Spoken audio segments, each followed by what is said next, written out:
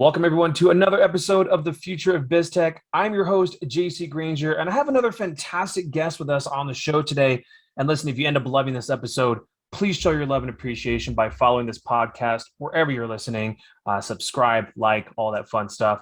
Be sure to give it a 5-star review, preferably with some nice comments, right? Because that is how other techies like you and I find cool podcasts like this. Today, I had the absolute pleasure of interviewing the co-founder and CEO of AI Inc., Gary Melling. Gary, thank you so much for being on the show. Why don't you tell the audience a little bit about yourself and what it is that your company does? Great. Well, Jason, thank you so much for the invitation. Pleased to be here. I've been working in technology and ERP systems. I've been doing Wall Street consulting for years. I've been at it for about 40 years. Currently, I'm co-founder and CEO of AI Inc., as you mentioned. I have a partner, Tracy Fieber, in Western Canada and Saskatchewan. And we do a lot of work in AI, machine learning, and typically trying to package up that technology in a way that creates differentiators in marketing, advertising, as well as in enterprise systems. So that's really the genesis of where we started and what we're currently doing. Well, that's cool. See, I love AI. I hear AI or machine learning, and my ears perk up, my tail starts wagging, and I always have to ask more questions about it, right? So, well, let's talk about this. And so, who is your perfect client, and what exactly, like, what does it look like when you execute what you guys do? Like, how does it make their business better, right? Like, who do you go after, and what is that? Paint that picture for me of exactly what you'd be implementing. Sure, thanks. Let me give you an example that'll probably make it a bit easier. We were working with an auto dealership in the UK. They have about 6 luxury car dealerships. They know that it's been a bit hard to get a lot of walk-in traffic. So what we've done is we've used one of our solutions.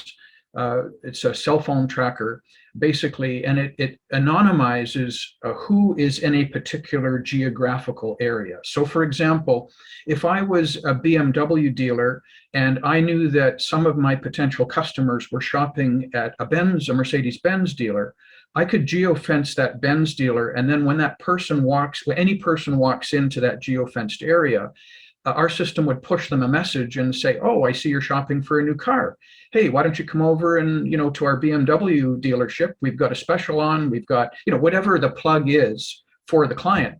And what this does is it uses location and behavior to interrupt the consumer's psychology around what they're buying. They've originally gone into a Mercedes dealership in this example. And what we're doing is we're redirecting them. We're informing them about something. We're posing a question to them, and we're offering them an opportunity to go to a different location where we're going to be expecting it, that kind of thing. It works really, really well. And we're finding, first of all, it's important to note that the data that we don't really collect data. What we're doing is we're working with the SIM card. So we can identify that there is a device, but we have no idea who owns that device. We have no idea of, any of the profile information. We're not using that as a link to try to invade their Facebook profile or anything else. Sure. This is pure digital geofencing and positioning, and using that as a discriminating advantage to redirect customer behavior to another solution. In this case, it would be our client solution, the BMW auto dealers. All right. So I like this, but I have questions, right? Sure. So first question is, how is it texting them? How does it show up on their phone? Is it an email? Is it a push notification somehow? So what's the format? We typically generate a text, but we can use any and all of the above. Obviously, if we were to send a message, we would prefer to use text or something like that, which is much more immediate. Mm-hmm. If we, for example, we were to send them an email, we run the risk of them not receiving the email until an hour, 2, 3 later, maybe even the next day. Yeah. And we will have lost some of that psychological momentum. So we prefer more the real-time texting format. Yes. Okay. So that's the first question. Second question is, I could see some businesses having a problem with this, right? So what are the laws based, like you're doing the UK, but does that fly here in the US? Because I could see people getting really upset that people are getting text messages. It's almost, someone could say, well, that's like poaching, right? Which, I mean, hey, all's fair in love and war, and business is war, right? So I'm just curious, like, what have you found as far as kickback on that? Is there any rules or regulations or laws in different countries that define how you're able to do it? How does that work? That's a great question. To kind of boil it down, we've been through a lot of research and looking at a variety of things with GDPR and where servers are located and how does one comply with CAN-SPAM Act and latest revisions and all that kind of stuff. And you really have to have your finger on the pulse of that stuff to understand if, as a provider of that service, you have any exposure, risk, and liability. And is it possible that if there is exposure, risk, and liability, that it also transfers to your client, right? So what we do is we go do everything by the book. We have taken a look at a variety of different things. For example, in North America, if you try to send someone a message by phone, call them call bots or some of the automated call services. For example, you cannot call someone after 9 p.m. in their local time zone. There are a variety of different nuances to how all of this fits together, but suffice it to say, we are in compliance. And the other thing that we do embedded in every message is an opportunity for the receiver of that text message to opt out. So we can literally, if they don't like receiving what they've received, they can opt out on spot, and then that's it. There are no more messages that get pushed from the system to them. But we've had a very, very, I would say, we anticipated we'd have a good take up. We've been pleasantly surprised at just how positive the feedback has been. If you're in the mood to buy something, in this particular case, a luxury automobile, it could be anything. It could be baby clothes in a mall. It could be a new stereo system or, Wi-Fi, whatever, you're looking for a new phone, whatever it is, because we can geofence quite tightly and it's immediate. It's literally you walk over the threshold that we have fenced in through the geofencing, and now you are a live target for the system. So it really captures an opportunity. It's a teachable moment in the sense that we can teach the receiver of that message that they may have other options that they want to consider, but it's also not invasive. These are not long, dictionary style entries. It's, a couple of words, a few sentences at best, with an opportunity to opt out. And obviously what we're also doing is including the contact information, perhaps the address. It depends on how the client wants to set it up, for the alternative to the location that they're currently at. Like, for example, instead of being at the Benz dealer, now they have a way that they can navigate to and understand where that BMW dealer is that we're promoting. Okay. So your software, is a marketing tool in itself. So let's ask, but how are you doing your own marketing? I'm a marketing guy by trade. So I like to hear, what are you guys doing to get the word out? And who is your optimal client? I know you could obviously the retail and there's so many different types of companies and industries you could do this with, obviously. But like kind of who are your favorites? Who do you find really get the most benefit? Like you talk about auto dealership, so that's one. So how are you guys marketing, and who are you marketing to buy your services or to use the software, I should say? Again, great question. We approach it from a variety of different perspectives. I don't think there's just one tool that you can use. I think you have to be multidimensional. No stranger at all to marketing from that perspective. For example, one of the things we'll do, to be very specific, is I've had 30,000 first-level LinkedIn connections for, 8 years or something like that. And my business partner, Tracy, has also had the same number. And through the groups that we belong to and using LinkedIn as a very dominant tool in our arsenal, we've found that we can do direct outreach, not only to individuals, targeted individuals, but we can also access people in groups. And we can go beyond first-level connections, depending on the technology we use to inform second and third-level connections. We do post in groups, and so we get feedback from that as well, sometimes from the moderators and encouraging us to do certain things, which is great. But we also use email campaigns. We have reference to some of the things we're doing, of course, on our website as they become more mature. From a perspective of an ideal client, the CTT technology that I just spoke about a moment ago, really it's an organization. Typically they're the larger corporations, but they could be the smaller to medium-sized businesses. I would say, generally speaking, if they're already spending money on digital ad spend, this is something that they should consider. Now, if they're not spending money on ad spend, then a digital ad spend, then the problem, of course, the challenge is to educate them, and that requires a lot more information and exchange and hand-holding up front, which we're very happy to do. But it just means as you go from a prospect to a client in the conversion, it's much faster if you can already use a lot of those technologies I talked about a bit earlier. Now, from our Ad Cannibal tool, Ad Cannibal is a very, very different beast. It's a way of taking a look at, a lot of organizations will spend money in their digital ad spend, but they're not necessarily working as effectively as they could. And I know that's near and dear to your heart and your business as well. So a quick example would be for the Ad Cannibal, if a client is doing $50,000 a month in digital ad spend, that's usually the baseline criteria that we would use then to engage them for that product. So some of it's product dependent and others is depending on geography or industry, and it just depends.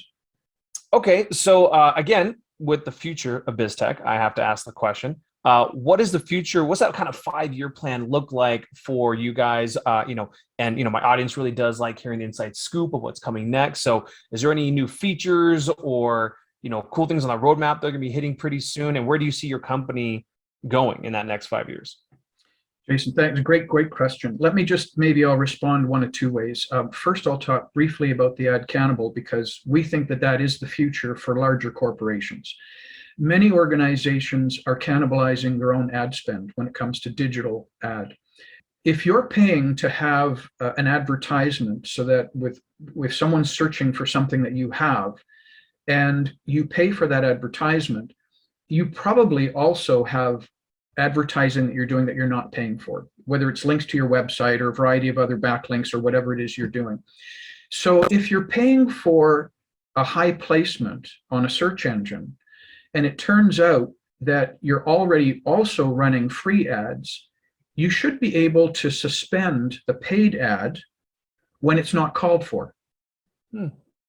So we use artificial intelligence to determine when the paid ad is useful and when you're actually paying for the ad, but you're also cannibalizing that ad spend because you've got your free ads that would be working for you without having to pay for the ad. Yeah, so if you're ranking number 1 for a search term, but then you're also putting an ad that's right above it, you're wasting money, basically, is what you're saying. Exactly. That's pretty cool. I haven't heard of anyone doing that yet. I'm not saying no one is, but I haven't heard of that. And, again, I'm the marketing guy. I like the efficiency of it, but you're right. And I've seen that. I've seen where you have the ad and then the person has their own listing right below. And it's like, well, what's the point? Like, why are we running that? The person would have just clicked on your organic right there. And now they've clicked on your ad and it costs you money. Multiply that by thousands of times, and that could be a problem. That's really interesting. And so is this new? Is this coming out? Is it already out? Do people know about it? It's available now, and we're just beginning the ramp up on the marketing and the notification that this kind of service is available. So, so most people haven't heard about it just yet. Then no, people haven't heard about it. And the other so this is a scoop for your podcast, right? Like your people get it first. But here's where it becomes really powerful, because what we do is we offer the service for free. There's not a fee for the service. What we do is for those organizations that qualify, they're doing the 50 grand and above a month in digital ad spend. We ask them, we spend about an hour with them on the phone. We go through some details. We do a little bit of setup. We implement the system. Now for them, it's newfound money because they were already cannibalizing their own budget. What we're doing is we're reclaiming that ad spend, and then we take a percentage of that ad spend. And so we get a small piece of only the money they save. Wow. Okay. So for example, if I'm spending 50 grand a month and it turns out I was wasting 5 grand a month, you take a percentage of that 5 grand. So I still get to save money. Right. Right. And I only owe you a piece of the difference of what I've saved. That's right. Okay. That's pretty competitive. That's pretty cool. The reason why I mention it, Jason, is because you asked a bigger question just a moment ago, and that is, where is it going? Yeah. What's the next 3, 4, 5 years look like for you guys? Well, I think if we can take a lesson from Ad Cannibal, what we're seeing is that there has been a desire for a very long time to have performance-based marketing solutions. Mm-hmm. And we all know that there's a lot of, pray and post and all the rest of it. There's a lot of kind of Neanderthal-ish kind of things going on. And some people, they don't have access to the resources, or they're not familiar with the resources, or they've outsourced it and they don't have their finger on the pulse. It's not what they do, and they rely on their partners, and their partners are as good as their partners are. I mean, their whole marketing is going to depend on that partner and partner network. But and there's some phenomenal agencies out there, and again, I've been to your website, fabulous website, and tremendously good services. What I see is that there is more and more a move to performance-based marketing. It won't be sufficient just to send out 1,000 emails or 50,000 emails. It's not going to be sufficient just to basically, randomly text people or do robocalls. Consumers generally are getting smarter, and with that, they become less patient with these old derelict technologies. So when I talk about AdCannable, again, there's no initial upfront cost. We're taking a percentage of the money they save, right? And we're doing this. We've never had a client, and we've just started with this a couple months ago. We've never had a client take advantage of the service and then leave, because it's all free money. That's a hell of a retention rate. 100% is not bad, right? Yeah. And then on top of that, we get, referrals, which helps as well. But when we get to the bigger topic of what's the future hold, I was contacted by a platform in Canada recently to sit on their technical review committee and directors and so on. And one of the things they have an ambition to do is to try to quantify the ROI of marketing. And again, I know you've got a white paper on your site, and you've got resources for a lot of the folks that are interested in that. They can go and read up on it and understand it better. It's a learning moment as well as an opportunity to see, well, how might that fit in our current stack of technologies? I believe that we've seen early indications from Google and others like them, Amazon. Behavioral data is the way it's all going. So in the data world, we have structured data. Structured data, think of it as data that you would create when you fill in a form online. There's a box and there's an answer, and you can only, you can't mix numbers and characters. It's a name, so you can only have characters, that kind of thing. That would be structured data.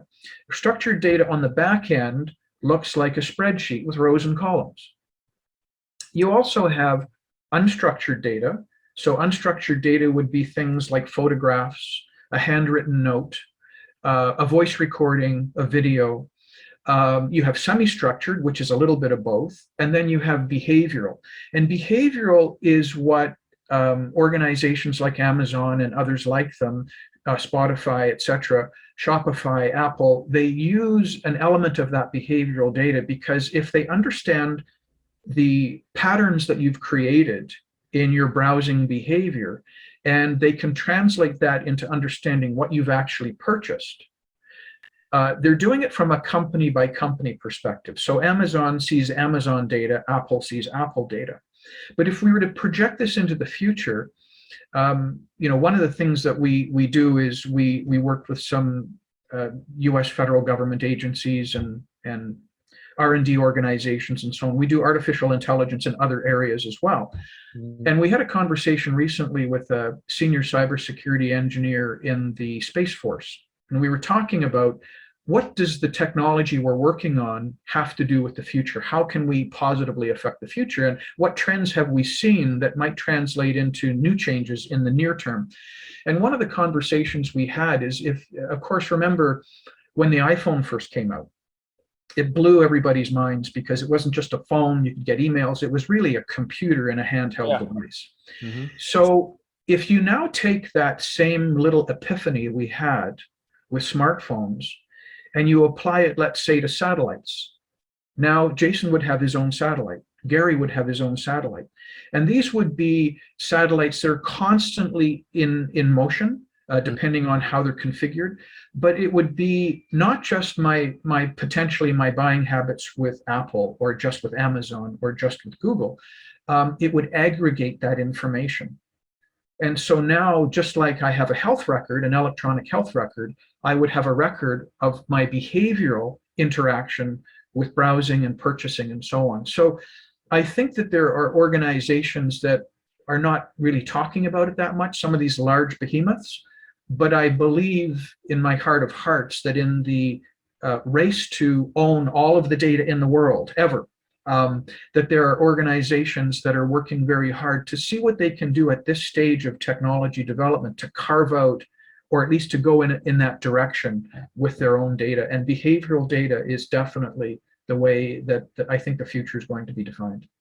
Well, that's pretty cool. See, and there's always that balance too, right? Because you talked about privacy and whatnot. So you've got from one side, people are pulling in the privacy card, but I think people also don't realize that because they don't understand the technology, there's metadata, right? There's also ways to flow people through a process without actually knowing their personal information, right? Oh, yes. And a lot of people they don't get that. They think that if you're taking anything, you must be listening to my conversations, or you must have my email or cell phone number. And they're like, well, how can I get a text if you don't have my number? And well, there is an answer to that. It's not easy to explain all the time, Right. But I think there's a balance. I'm a consumer too, so I do believe in privacy, but I'm a marketer, so I believe that, hey, if you want, people want to buy stuff and they don't want to be shown diaper ads if they're a single guy, with no kids, right? Like, it doesn't make any sense. So there's a usability and a consumer experience factor that has to be taken into consideration too. So this whole kind of metadata and hashing and things like that, where you can use the information without seeing the information, that I think is kind of that equal medium. And it sounds like you guys are utilizing that, which is great. So let's switch to a personal question here. Okay. When you were a kid, what did you want to do when you grew up? And if it's this, awesome. And if it's not, like, how did it get here? Wow. First of all, I'm 66. I've been doing this for a long time. And I haven't always done it smartly. None of us do. We learn along the way. Oh yeah. We learn mostly from our failures. We stepped on all the landmines. Yes. I was brought up in a military family. And so I spent a lot of time, I think we counted, I was in 17 different schools, lived in Canada, England, had to travel to France, Germany, the States frequently. So the reason why I mention that is, with the amount of turmoil and change that I went through in my life, I think it was a natural progression ultimately to be working on Wall Street in the late 90s, doing ERP implementations for Y2K and leading change management work streams. Mm-hmm. Because change is all about, really, when I think of it from a consulting perspective, in its most simple forms, there are two elements of it. There is control to make sure the project gets delivered on time, on budget, et cetera, et cetera. But then there's the comfort side, control and comfort, the two C's. And the comfort is what we have to be able to portray, to communicate, to authenticate with those in the organization, so that the buy-in is there, not just when things are going well, but when I've seen these projects, I used to call them death marches, where you've got people who are working an 8-hour job a day. And by the way, their company's going through a large ERP implementation, and now they have to put in another 8 hours a day to get that job done. They've got a family at home. They're missing birthdays. It's a downward spiral. So when you have organizational change management in place, you can address a lot of these concerns and make the whole journey more human.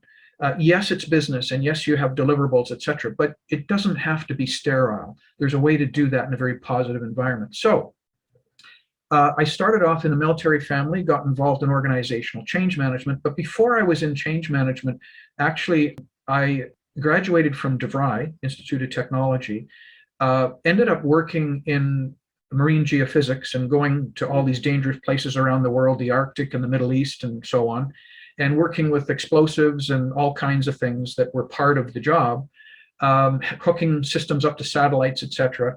And then the Navy caught wind of some of the work I was doing and recruited me to be the program director at Combat Systems Engineering Division. So for 4 years as a civilian, I worked in a military organization developing curriculum. And the curriculum we had to develop was curriculum that you develop where you get to do it right. What I'm doing now is, I think, a natural progression of that. It combines technology with people. I like to say we're trilingual. We speak business, technology, and human. If you can align those three, you have it's a triple constraint model. So if one of those three seems to suffer, it'll be at the peril for the overall project. So I've been working consistently with military organizations, defense contractors, but I've also worked with a lot of organizations in the private sector as well. And I'd like to say it was all by design, but that would be an abject lie. It never is. It never is. Everything. It's always an accident somehow, right? You're like, just like, Right. how did I end up here?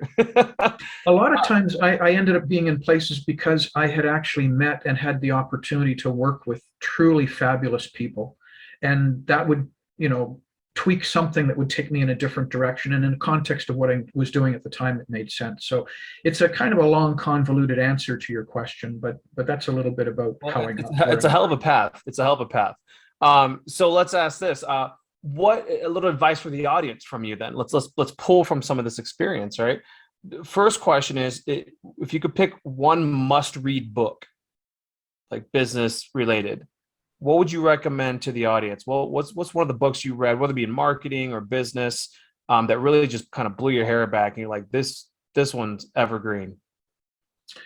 Well, it's a bit dated now, but the books Abundance and Bold, I think for me, were an opportunity to see that someone else had captured a spirit and a language about abundance, not thinking from a mindset of being deprived or a lack or missing something, but approaching something from a sense of abundance and really pulling out all the stops and the limits. So those two books, Bold and Abundance, again, they're an opportunity to take a look at and being introduced to phrases like a moonshot, and how do you take a look at the 6 Ds of digital transformation, for example. And I marry that, I think probably down to a specific book. There was a book written 20 years ago, Jeffrey Moore, and he talks about crossing the chasm.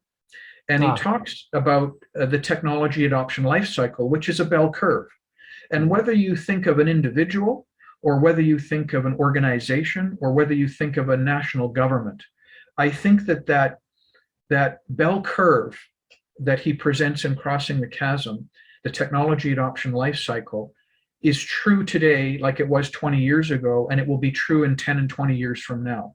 And so if you if you understand that, you absorb that, and then you take a look at it from a marketing services delivery perspective, if you have a very new and innovative technology, according to how Jeffrey Moore set up the bell curve, you have the innovators that are the top 2%, the early adopters that are the next 12%, the next 34% that take you to the peak of the bell curve is what we call the leading mass market.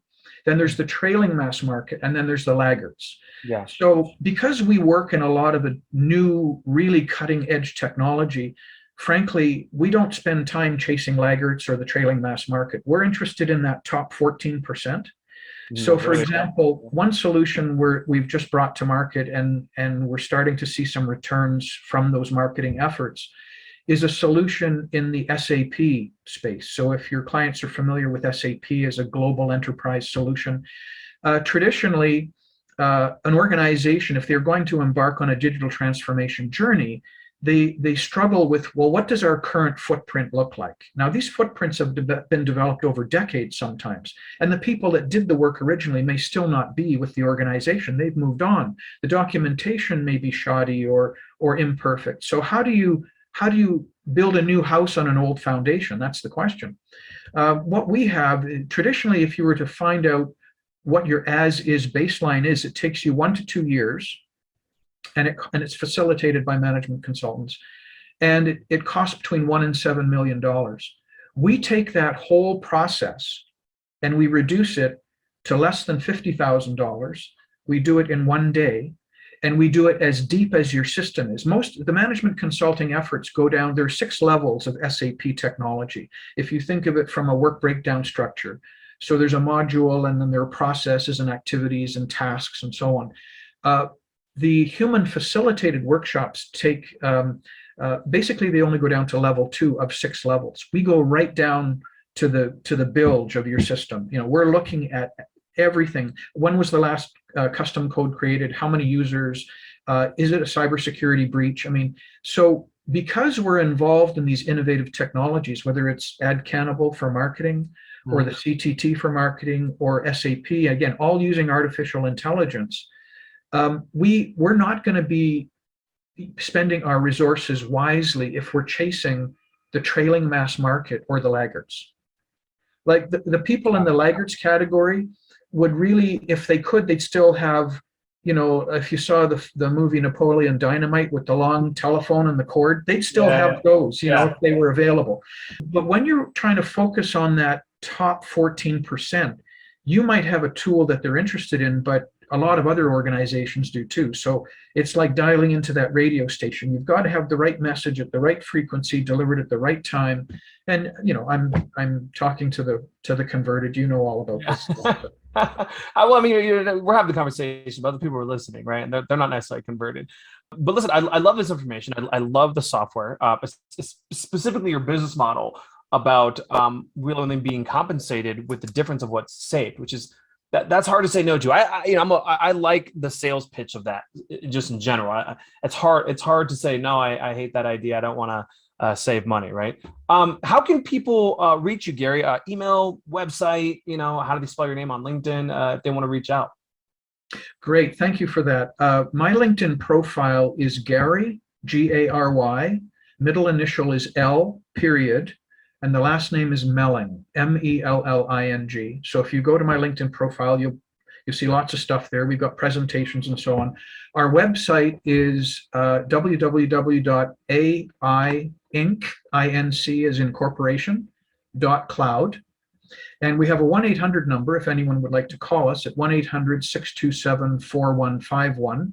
And we can also be reached at info@aiinc.cloud. Wonderful. Thank you. And listen, for everyone out there listening, again, if you liked what you heard today, be sure to subscribe, like the podcast, give it the 5 stars, preferably some writing behind it, so other techies like us can find it and enjoy learning about all these amazing and helpful B2B softwares on the market today. Gary, thank you so much for being on the show. I want to actually talk to you after this because I have some questions for myself. I love this software already. Thank you. The pleasure's been mine. I hope this has both been interesting and useful for your followers and your guests. Thank you. Absolutely. Have a good day, sir.